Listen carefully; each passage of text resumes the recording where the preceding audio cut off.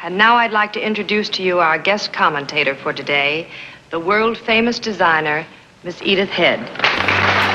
The most famous designer in motion picture history was the legendary Edith Head. For over 4 decades of her 60-year career, Edith brought magic to the silver screen in her unforgettable costumes for Paramount Pictures.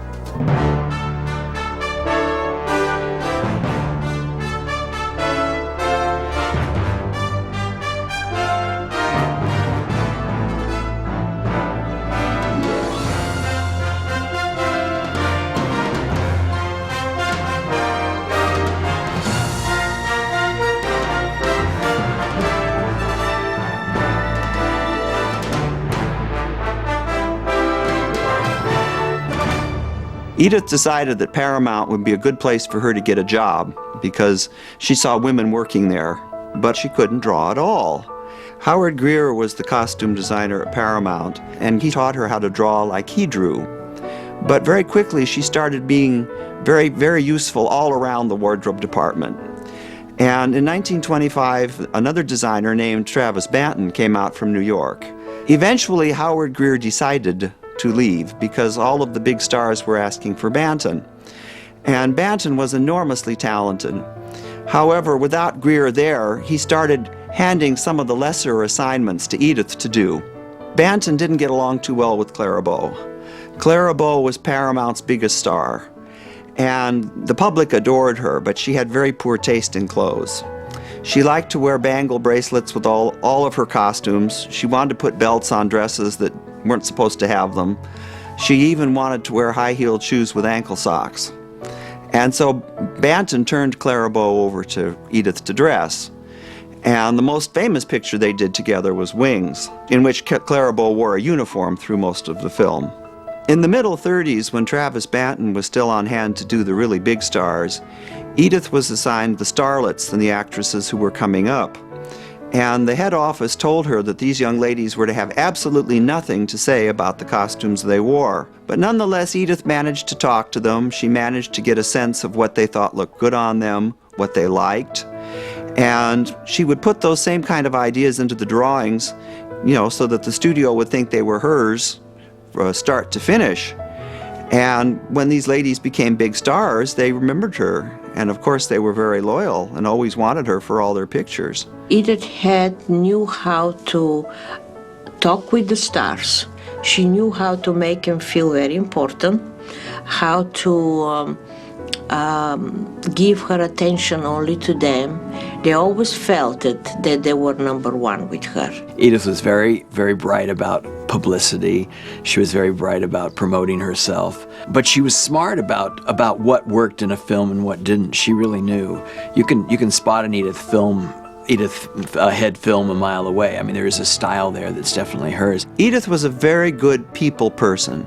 She worked very well with anybody. Generally on a picture, you have a lot of people who have conflicting ideas. You have the star who wants to look good no matter what. You have the director who wants the clothes to work for the dramatic situation and not be too attention-grabbing. You've got the producer who doesn't want to spend too much money. The art director, the cameraman, all these people have their input. And Edith was very good about learning about all aspects of filmmaking so that she could discuss these things with everybody. She knew what was safe, and she sometimes would play it safe rather than get herself into a bad position. Sometimes taking chances is great, but it doesn't work for every director. You have to the director has to ask for something special, and she would give it to them. But if she didn't, she played it pretty safe. She wasn't shy. She was powerful. She was strong. She was demanding. She was tough. In 1948, at the insistence of Edith and other Hollywood designers, an Academy Award for Best Costume Design was finally established. 2 Oscars would be given, one for black and white and one for color. And Edith was nominated for the picture The Emperor Waltz, but she didn't win, and she was very disappointed. But the next year she was nominated again for Best Black and White for the movie The Heiress, and she did win. The Oscar for The Heiress would be the first of 8 Academy Awards Edith Head would win in her 60-year career. Darling, let's never leave this place. Let's just stay here alone. Don't let Father upset you. I'm the one who counts. In 1949 was when Edith began work on A Place in the Sun. It was directed by George Stevens, and Elizabeth Taylor was borrowed from MGM to play the leading role, so that was the beginning of her long friendship with Elizabeth Taylor. And of course, Stevens wanted her to look immaculate as a very high society, kind of spoiled, rich girl. The Place in the Sun tulle evening gown was copied many, many times by 7th Avenue designers and department stores all across the country. I'm just fooling around. Maybe you'd like to play. Oh, no. I'll just watch you. Go ahead. Edith later worked with Elizabeth Taylor on a picture called Elephant Walk, and throughout the years did a number of projects with her. She always tried to emphasize Taylor's beautiful shoulders, her bust, and her small waist. Edith's favorite director, and the one she worked with many times, was Alfred Hitchcock. Edith worked with Hitchcock and Grace Kelly in To Catch a Thief, which became her all-time favorite film. The first time Cary Grant sees Grace Kelly in the movie, she's wearing a very startling black and white outfit, and the colors progress slowly. At one point they go for a picnic, and she's wearing kind of a coral pink skirt. And Grace Kelly said to Edith that she didn't want to wear pants for that scene. She wanted to be very feminine, so Edith made her a sporty outfit with a skirt and a blouse. And there were two beautiful evening gowns. One was draped white chiffon, the other was draped blue chiffon. These sort of played up the cool aspect of Kelly's demeanor. But the very end of the film, she's wearing a fabulous gold lame evening gown. And so, of course, you know this has to be the climax of the picture because nothing can top that dress. So this is where you live. Oh, Mother will love it up here. Roman Holiday presented a challenge to Edith for a number of reasons. The studio had not been able to cast the leading role of the princess. And so finally she was told that Audrey Hepburn was going to play the part, and she was given Audrey Hepburn's measurements, and she was shown the test films that Paramount made of Hepburn. And based upon those things, she made up a number of different versions of each change. She gave her various scarves to put around her neck so that she would cover up her prominent collarbone. She was doing this to sort of hide what she perceived as Audrey Hepburn's faults, which Edith was very good at camouflage. Can I have a silk nightgown with rosebuds on it? I'm afraid you'll have to rough it tonight. In these. Pajamas. Sorry, honey, but I haven't worn a nightgown in years. One of the hundreds of films featuring Edith's designs was the perennial holiday classic, White Christmas. The film star, Rosemary Clooney, recalls the black velvet gown that Edith created for her. Everybody talks about the great dress and the diamond pin on my butt. There was a pin that Edith had said, we've got to have something that just kind of breaks up that black velvet, and so that was what she did. She had a rare sense of humor. Edith didn't like to dress women. She loved dressing men. Loved Danny Kaye's. For instance, the best things happen while you dance. That scene where he was dressed in gray. He had a gray-blue suit on, but the socks were exactly the same color, and the shoes were exactly the same color. So the extension, the dancing, it was never broken because of a change of color. It was just they worked together beautifully. Edith found it to be a formidable task in designing the clothes for Gloria Swanson in Billy Wilder's Sunset Boulevard. Sunset Boulevard represented an interesting challenge for Edith Head. She and Billy Wilder and Gloria Swanson got together and came up with a particular concept for the clothes. They did not want to have Swanson wearing 1920s styles. She was living in a 1920s type house that had never been remodeled since Norma Desmond's glory days. But the basic lines of the clothes were the new look that Dior introduced in 1947.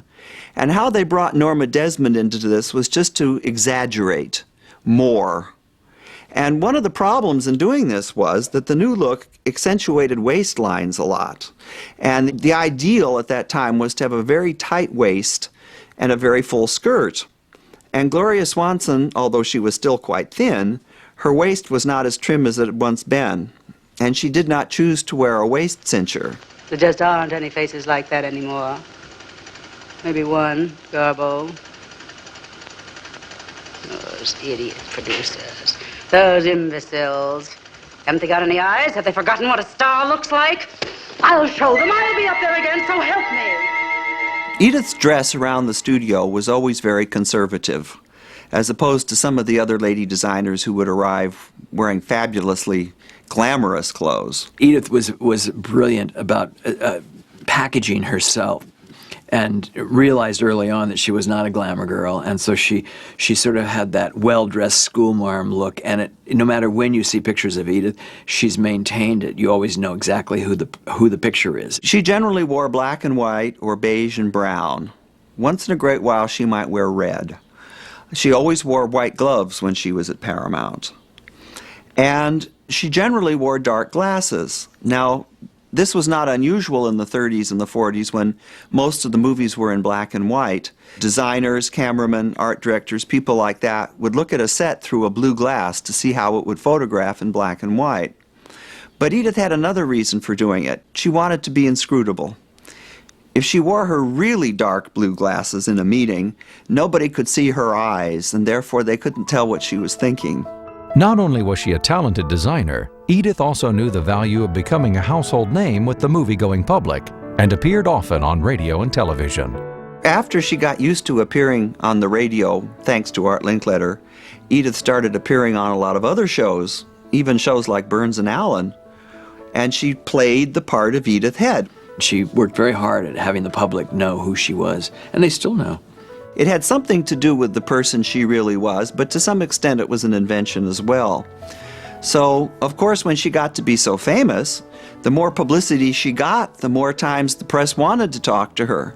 And this was great from Paramount's point of view because it was a wonderful way of publicizing the films. She was probably one of the best public relation lady in the business.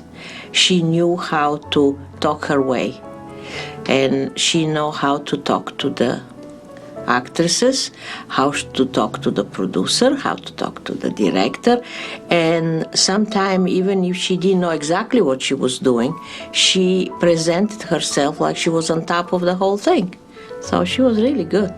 Edith was very smart about budgets. If she knew the producer was trying to save money, she'd find ways of reusing costumes from an earlier film, or perhaps using the same pattern to make two different dresses and just changing the collar and the cuffs. I don't think she was the greatest designer in Hollywood, but she certainly was one of the smartest. We remember Edith Head today, 20 years after her passing, for a number of reasons. Perhaps the most obvious is that she was famous for being famous. But that should not obscure the fact that she was very talented, that she made a real contribution to these pictures that she worked on, that important directors and stars who could have had anybody nonetheless asked for Edith, and that the clothes, like some of the films, are really timeless. They will last forever as long as film lasts in this world.